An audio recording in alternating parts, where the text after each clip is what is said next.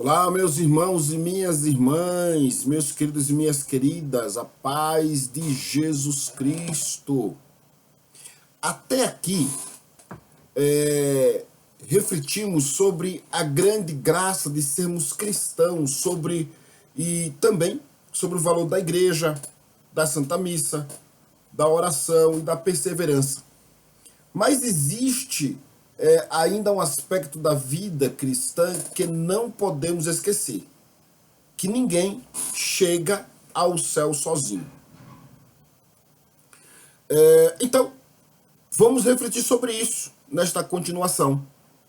Deus poderia ter nos chamado para uma caminhada isolada, cada um vivendo no seu mundinho, na sua fé, de maneira totalmente individual.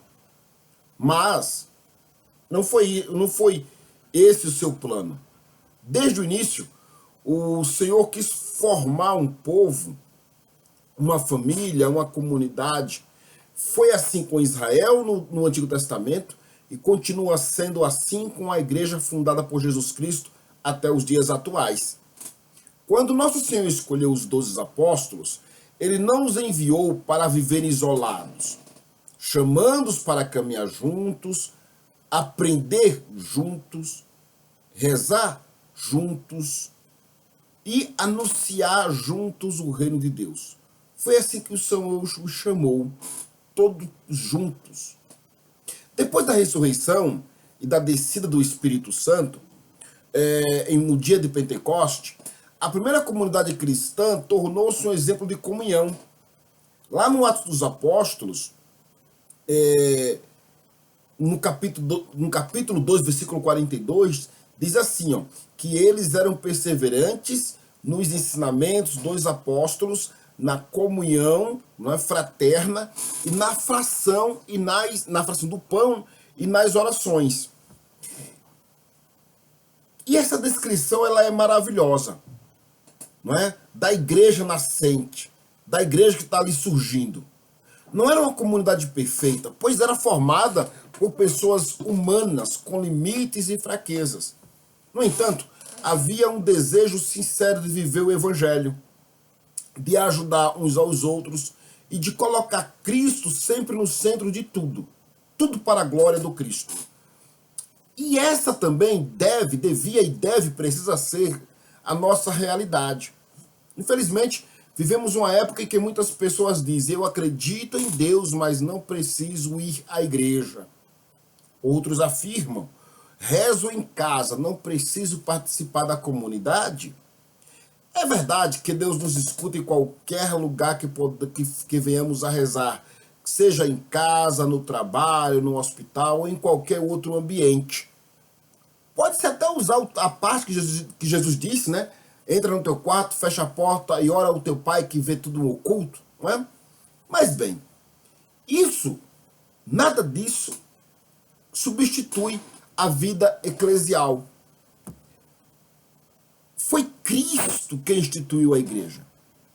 Foi Cristo quem confiou aos apóstolos a missão de ensinar, de santificar e de governar o povo de Deus. Foi na igreja que recebemos o batismo, a Eucaristia, a confissão e tantos outros dons de graça. Não podemos separar Cristo da sua vida na igreja, porque a igreja, é o corpo místico de Cristo. Meus irmãos, quando participamos da comunidade, não estamos apenas cumprindo um compromisso, estamos aprendendo a amar, a servir, a perdoar e a crescermos juntos. É na convivência que descobrimos nossas virtudes, mas também nossas limitações. E é justamente aí que Deus vai moldando o nosso coração. Talvez você já tenha se decepcionado, com alguém da igreja. Talvez tenha encontrado pessoas impacientes, indiferentes e até injustas. Isso realmente pode acontecer, infelizmente, porque a igreja é composta por homens e mulheres em caminhos de convenção. Mas não podemos abandonar Cristo por causa das fraquezas humanas. Se os apóstolos tiveram dificuldades entre si, Se as primeiras comunidades enfrentaram conflitos, nós também teremos desafios. O importante é não perder de vista aquele que nos chamou. Lembremos de São Pedro. Ele negou Jesus 3 vezes, mas foi restaurado pela misericórdia de Cristo e se tornou, pela tradição, o primeiro Papa da Igreja. Lembremos de São Paulo, que perseguiu os cristãos e depois se transformou em um dos maiores evangelizadores da história, tornando-se assim o apóstolo dos gentios. Percebamos em Santo Agostinho, que viveu uma vida distante de Deus e pela graça tornou-se um dos maiores doutores da igreja. Recordemos também Santa Maria Madalena, cuja vida foi completamente transformada pelo encontro que teve com Cristo. Todos esses santos têm algo em comum. Eles permitiram que a graça de Deus os transformasse, além de tantos outros da história. E é isso que Deus deseja fazer com cada um de nós. Talvez você pense que nunca será santo. Talvez diga isso é para as pessoas extraordinárias. Mas escute bem, a santidade não é um privilégio de poucos, é um chamado para todos os batizados. O Concílio do Vaticano II recordou que todos os fiéis são chamados à santidade, cada um segundo a sua vocação e estado de vida. Ser santo não significa fazer coisas extraordinárias todos os dias. Significa viver um ordinário com um amor extraordinário.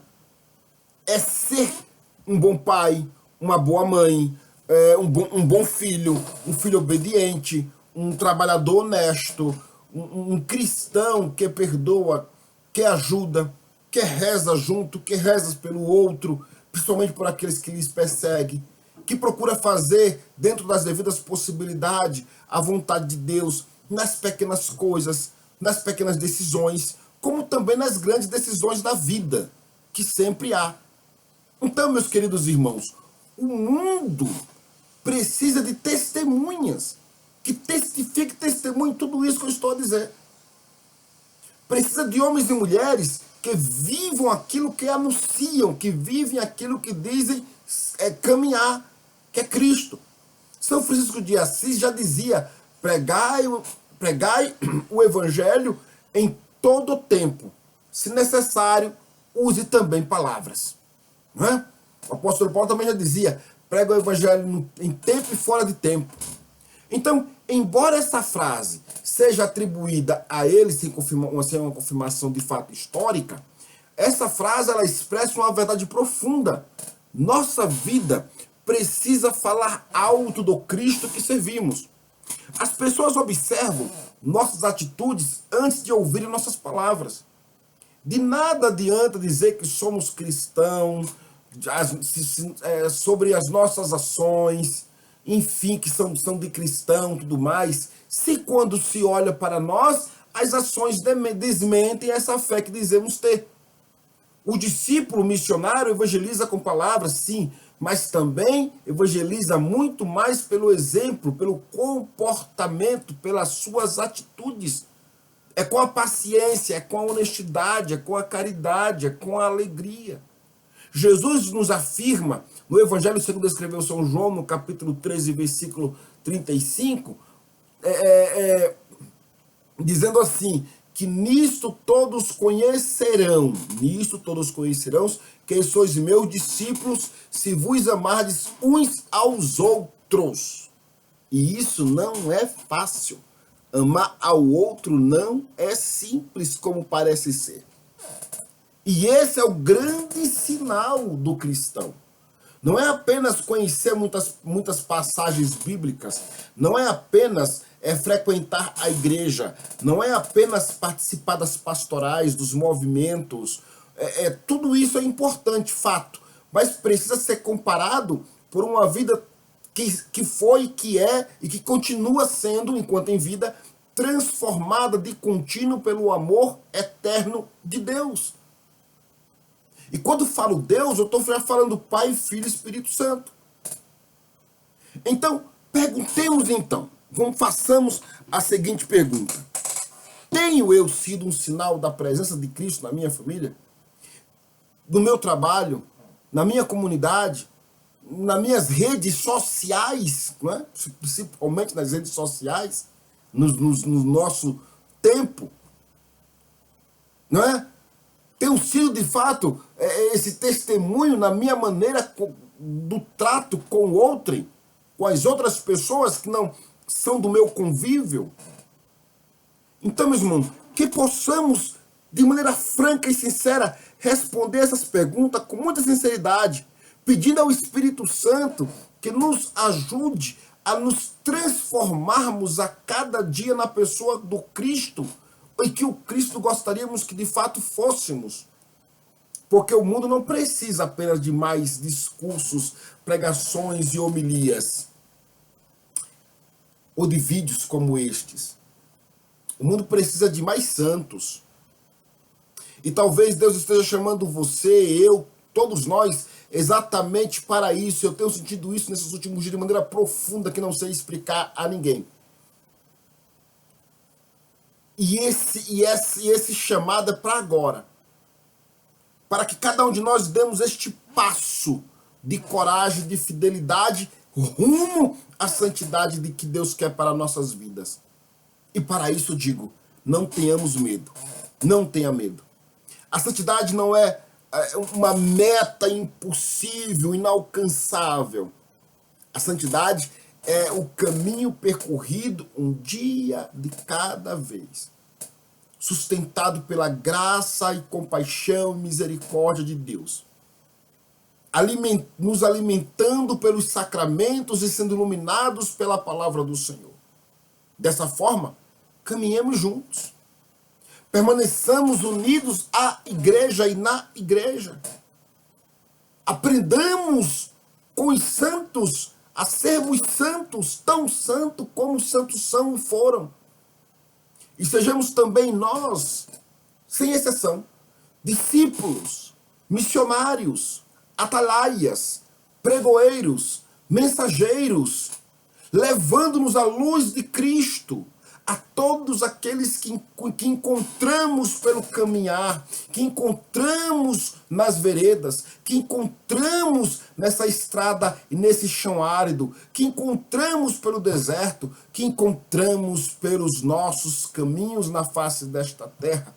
Sejamos, meus irmãos, além de outras coisas que tantas que eu já disse e que eu repito, sejamos, de fato, como diz as Escrituras, luz do mundo, sal da terra, iluminemos as trevas e vamos dar sabor aonde não há sabor, aonde não tem sabor. Levemos vida aonde não há vida, levemos esperança aonde não há mais esperança. Sejamos de fato o espelho, o resplendor do Cristo ressurreto para todos que olharem para nós.